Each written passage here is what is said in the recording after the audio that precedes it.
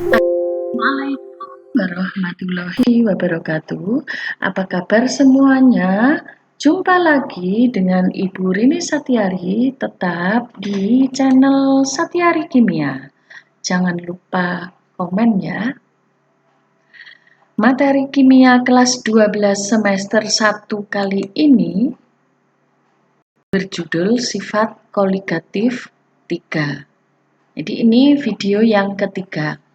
Pada video kali ini kita akan mempelajari bersama-sama tentang kenaikan titik didih dan penurunan titik beku. Jangan lupa siapkan alat tulisnya ya. Oke, kita mulai. Kita lihat grafik diagram P, T, dan larutan ini ditampilkan juga di video sifat koligatif yang kedua. Oke, kita lihat ini ada padat, ada cair, ada gas ya. Yang mendatar ini suhu, yang vertikal tekanan. Oke, kita lihat yang garis ungu ini menunjukkan pelarut murni. Pelarut murninya ada di sini garis ungu ya. Nah, setelah ditambah terlarut, ditambah zat terlarut, jadi yang larutan, kalau larutan ini yang hijau ini. Ya. Nah, dari sini kita lihat titik beku air, kalau kita pelarut murni, kita menggunakan biasanya air, titik beku air itu ada titik 0. Kemudian titik didih air, TB air itu ada di titik 100 derajat Celcius ya.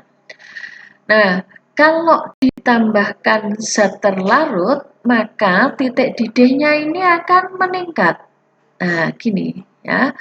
Nah, meningkat selisih antara titik didih air murni, pelarut murni dengan larutan ini yang disebut delta TB. Nah, demikian juga dengan titik beku. Nah, mengapa ini kita mempelajarinya bersama-sama? Jadi hampir sama ya. Kalau titik beku air murni, kebetulan kita pakai air ya pelarutnya, itu di titik 0. Nah, kalau kita tambahkan zat terlarut, itu nanti akan menyebabkan ini turun, suhunya turun. Jadi membekunya dia akan lebih rendah dari 0. Nah, ini yang hijaunya di sini. Nah, jarak ini, selisih ini, garis ungu dengan hijau ini yang disebut delta TF.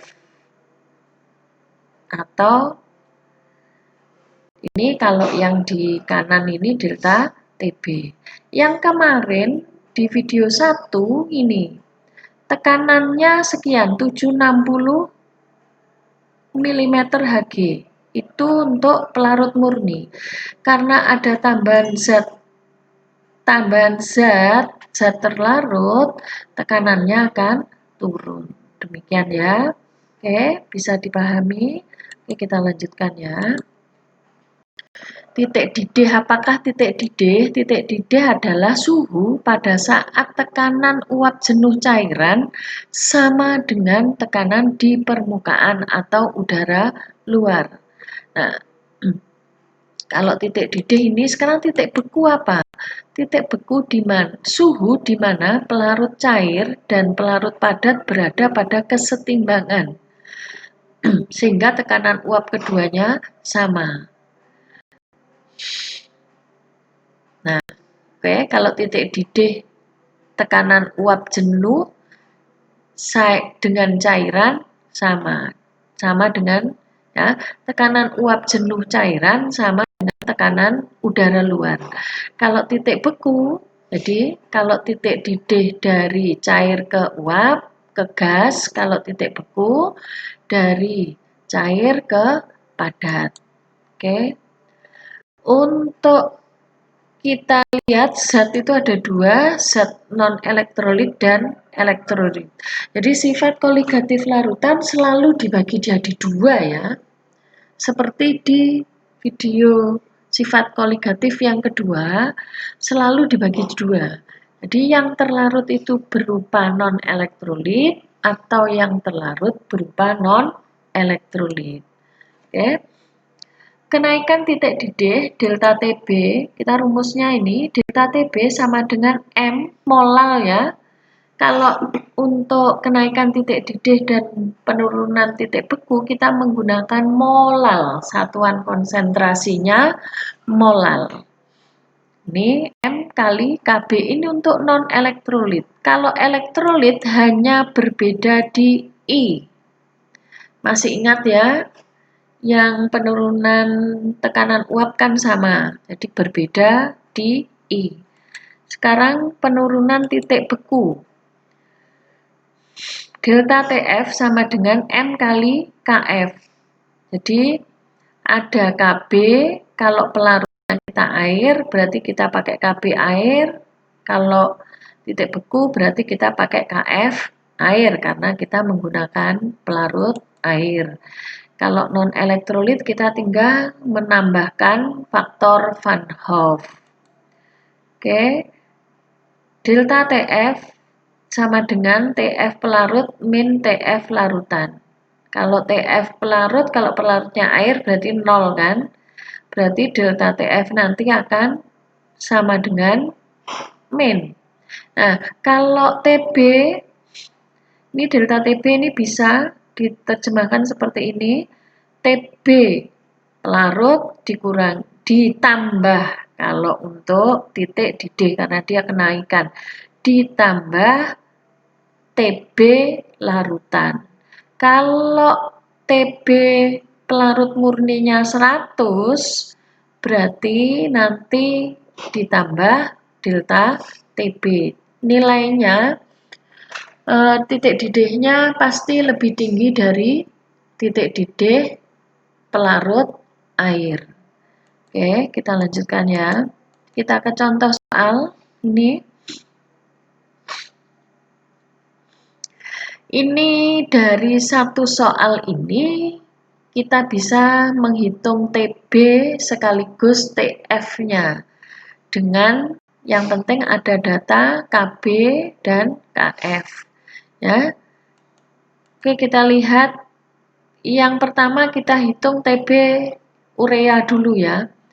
Ini yang diketahui massa ureanya 20 gram, kemudian KB airnya ini 0,52, KF-nya 1,86, massa pelarut ini maksudnya massa air ya 80 gram, MR ureanya 60, MR ureanya 60, kalau butuh MR air tidak ada ya. Oke, MR airnya 18 kalau butuh. Oke, kita lanjutkan.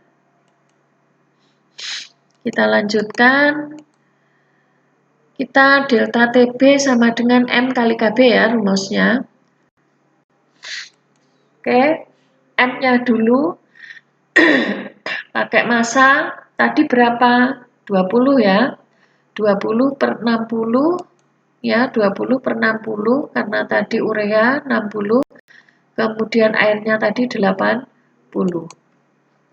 Oke, ini bisa dicoret-coret, kita coret-coret, ketemu hasilnya 4,167. KB air 0,52, hasilnya delta TB sama dengan 2,17 derajat Celcius. TB larutan sama dengan TB air ditambah delta TB. TB air berapa? 100. Nah, delta TB-nya 2,17. Hasilnya 102,17. Oke, bisa dipahami ya. Kita lanjutkan ke delta TF larutan urea ya. M-nya tadi 4,167 molal. Nah, kita butuh molalnya, kemudian KB air sudah ada. Ya, kita tinggal KF air 1,86. Molalnya kita isikan jumlah ureanya 4,167, KF-nya 1,86. Oke, hasilnya delta TF-nya sekian. Sekarang kita masuk TF larutan sama dengan TF air min delta TF. TF airnya 0, delta TF-nya ini. Jadi TF larutan min 7,75 derajat Celcius. Oke, bisa dipahami. Kita lanjutkan ke untuk yang elektrolit sekarang. Sekarang untuk yang elektrolit, kita lihat TB larutan dulu ya. Ini kita menggunakan NaCl. Nah, kita pakai rumus ini. Nah, yang kita butuhkan apa saja datanya? Oke. Masanya diketahui 5,85 gram masanya ya, NaCl. Kemudian KB airnya 0,52 sama seperti biasa, KF air 1,86. Kemudian alfa NaCl ini 0,9. Oke, kita hitung molalitasnya dulu. 5,85 dibagi MR-nya. MR-nya Na itu 23, kalau Cl 35,5, jadinya 58,5 kali 1000 per 1000 karena pelarut airnya 1000. Oke, ini dicoret-coret tinggal 1 ya, 5,85 dibagi 58,5, 0,1 molal. Kita masuk ke rumus I-nya dulu, ya cari I-nya dulu ya. Faktor Van Hoff-nya I sama dengan 1 plus N min 1 kali alfa. N-nya NaCl ini tidak saya tuliskan reaksinya, tapi saya yakin kalian paham. NaCl kalau diuraikan akan menjadi Na plus dan Cl min. Jadi ada 2 partikel. Berarti ini N-nya 2. N-nya 2, jadi 1 plus 2 min 1 kali 0,9, hasilnya 1,9. Oke, kita lanjutkan. Kita lanjutkan yang diketahui, yang dapat dari sebelumnya 0,1 molal jumlah NaCl-nya, kemudian faktor Van Hoff-nya 1,9. Masuk ke rumus, delta TB sama dengan M kali KB kali I. M-nya 0,1, KB-nya 0,52, I-nya 1,9. Oke, hasilnya 0,1 derajat Celcius. Kemudian masuk ke TB larutan. TB larutan sama dengan TB air plus delta TB.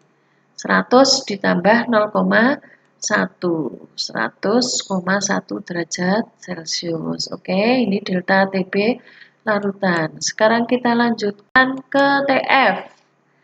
TF larutan. Titik beku larutan NaCl. Karena jumlah zat larutnya sama, kita masih pakai sama, I-nya juga sama. Jadi langsung masuk ke soal ya, langsung ke rumus ya kita. Delta TF sama dengan M kali KF kali I. M-nya, M kecilnya molalitasnya 0,1, KF-nya 1,86, I-nya 1,9. Kita masukkan, sekarang kita hitung hasilnya 0,35 derajat Celcius. Kita masuk ke titik beku larutan sama dengan titik beku pelarut murni ditambah delta TF. Oh, sorry, dikurangi nih. Dikurangi nih harusnya. Ya, harusnya dikurangi. 0 min 0,35 derajat Celcius. Ya, hasilnya min 35 ya. Ini sorry ya, ini harusnya dikurangi. Oke, mudah bukan? Bisa dipahami kan? Oke, semoga bermanfaat. Sekian dan terima kasih. Wassalamualaikum warahmatullahi wabarakatuh.